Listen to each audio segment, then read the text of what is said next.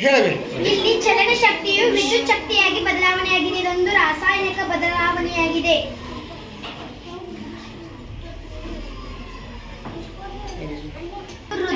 ಹೃದಯವು ಮಾನವನ ಎಡಭಾಗದಲ್ಲಿ ಇರುತ್ತದೆ. ವಯಸ್ಕ ಮಾನವನ ಹೃದಯವು 1 ನಿಮಿಷಕ್ಕೆ 70 ರಿಂದ 80 ಬಾರಿ ಬಡಿದುಕೊಳ್ಳುತ್ತದೆ. ಇದು ಅಪಧಮನಿ, ಇದು ಅಭಿಧಮನಿ. ಅಭಿಧಮನಿಯು ದೇಹದ ಎಲ್ಲಾ ಭಾಗಗಳಿಂದ ಅಶುದ್ಧ ರಕ್ತವನ್ನು ಹೃದಯಕ್ಕೆ ಕೊಂಡೊಯ್ಯುತ್ತದೆ. ನಂತರ ಅದನ್ನು ಪಂಪ್ ಮಾಡುತ್ತದೆ. ಆಗ ಅದು ಶುದ್ಧ ರಕ್ತವಾಗುತ್ತದೆ.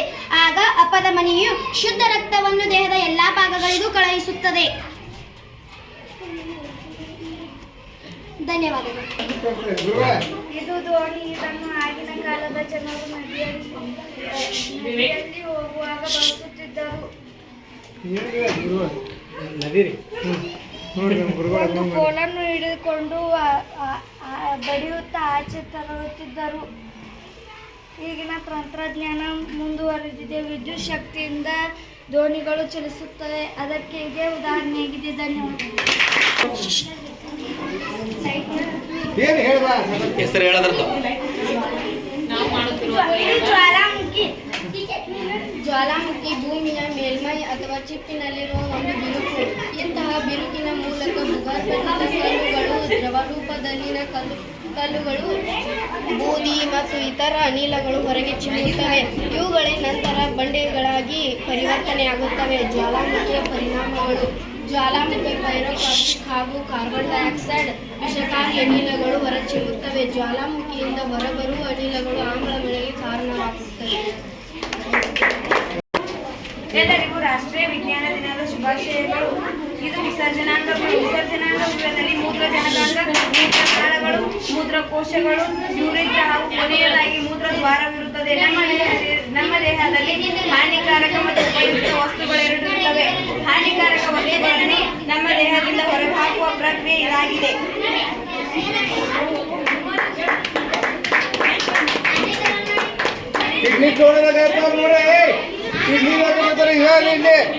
ಪ್ರಕ್ರಿಯೆ ಎಲ್ಲ ವೆರಿ ಗುಡ್. ಪವನ ಶಕ್ತಿಯು ವಿದ್ಯುತ್ ಶಕ್ತಿಯಾಗಿ ಪರಿವರ್ತನೆಗೊಂಡಿದೆ. ಇದೊಂದು ರಾಸಾಯನಿಕ ಬದಲಾವಣೆಯಾಗಿದೆ. ಅದನ್ನು ತೋರಿಸುವ ಪ್ರಕ್ರಿಯೆ ಇದಾಗಿದೆ. Very good. ಶ್ವಾಸಕೋಶ. ನಾವು ಮೂಗಿನ ಮೂಲಕ ತೆಗೆದುಕೊಳ್ಳುವ ಆಕ್ಸಿಜನ್ ಶ್ವಾಸಕೋಶದ ಒಳಗೆ ಹೋಗುತ್ತದೆ. ನಂತರ ಕಾರ್ಬನ್ ಡೈಆಕ್ಸೈಡ್ ಮೂಗಿನ ಮೂಲಕ ಹೊರಗೆ ಬರುತ್ತದೆ.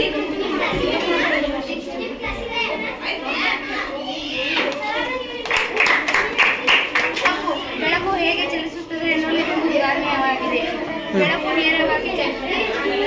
ಬೆಳಕು ನೇರವಾಗಿ ವೆರಿ ಗುಡ್. ಇಲ್ಲದ ದೀಪವು ಸರಳ ಉರಿಯುವುದಿಲ್ಲ. ಅದಕ್ಕೆ ಇದೇ ಕಾರಣ. ಗಾಳಿ ಇಲ್ಲದೆ ಬೆಳಕು ಉರಿಯುವುದಿಲ್ಲ. ಹತ್ರ ತಂಗಿ ಹತ್ರ ಇರ್ಲಾಯ್ತು. ಹಾಂ ಈಗ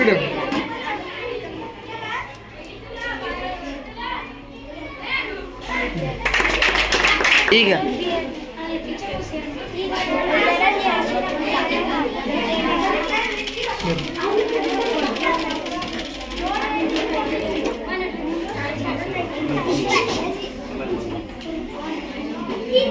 ಇದು ಹಳದಿ ಬಣ್ಣ.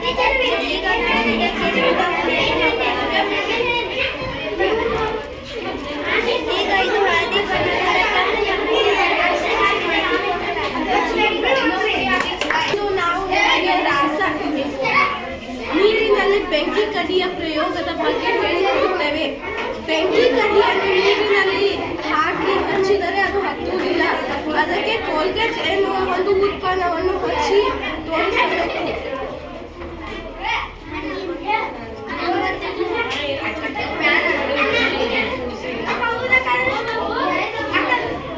ಈ ಕೋಲ್ಗೇಟ್ ಎನ್ನುವ ಉತ್ಪನ್ನವನ್ನು ಬೆಂಕಿಗೆ ಹಚ್ಚಿ ತೋರಿಸಿದರೆ ಅದು ಬೆಂಕಿ ಬಿಡುತ್ತದೆ. ಏಕೆಂದರೆ ಕೋಲ್ಗೇಟ್ ಎನ್ನುವ ಒಂದು ಮೌಖಿಕ ನೈರ್ಮಲ್ಯ ಉತ್ಪನ್ನವಾಗಿದೆ. ಆದ್ದರಿಂದ ಇದು ವಾಟರ್ ಪ್ರೂಫ್ ಅಂದರೆ ಜಲ ನಿರೋಧಕ ಶಕ್ತಿಯನ್ನು ಕೂಡ ಹೊಂದಿದೆ. ಧನ್ಯವಾದಗಳು. ಸರಳ ರೇಖೆಯಲ್ಲಿ ಚಲಿಸುತ್ತದೆ ಎಂಬುದು ಚಟುವಟಿಕೆಯಿಂದ ಕಂಡು ಬರುತ್ತದೆ. ನೋಡಿ ನೀವು ನೋಡೋಲ್ಲ. ಕೊಡ್ರಿ ನೀವು ನೋಡೋರು ಕೊಡ್ರಿ ಅಕ್ಕ ನೀವು ಕೊಡ್ರಿ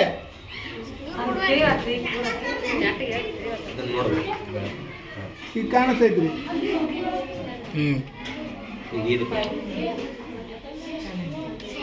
ಸ್ಟ್ರೇಟ್ ಮಾಡಬೇಡಿ. ಹೆಂಗಿದೆ ಹಂಗೆ ನೋಡ್ಬೇಕಾದ್ರೆ ಕಾಣಿಸ್ತಾಗ್ರಿ ಯಾಕಂದ್ರೆ ಬೆಳಕ ನೇರವಾಗಿದ್ರೆ ಮಾತ್ರ ಕಾಣಿಸ್ತೈತಿ ನೇರವಾಗಿ ಮಾತ್ರ ಕಾಣಿಸ್ತೈತಿ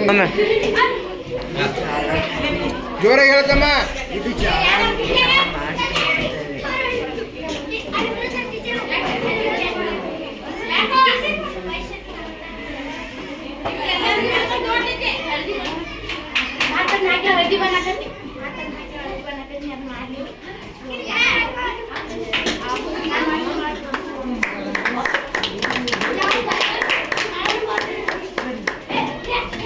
ವೆರಿ ಗುಡ್ ಜ್ವಾಲಾಮುಖಿ ಅದ್ರ ಬಗ್ಗೆ ಹೇಳ್ತಿ ಅಂತಮ್ಮ ಇಲ್ಲ ಚಕ್ರ ಅಂತರ್ಜಲದ ನೀರು ಸೂರ್ಯನ ಶಾಖಕ್ಕೆ ನೀರು ಆಗುತ್ತದೆ ಅದನ್ನು ಆವಿಕರಣ ಎನ್ನುತ್ತೇವೆ ನಂತರ ಆವಿಯಾಗಿ ನೀರು ಹೋಗುತ್ತದೆ ಅದನ್ನು ಘನೀಕರಣ ಎನ್ನುತ್ತೇವೆ ಕರಗಿ ಮಳೆಯಾಗುವುದನ್ನು ದ್ರವೀಕರಣ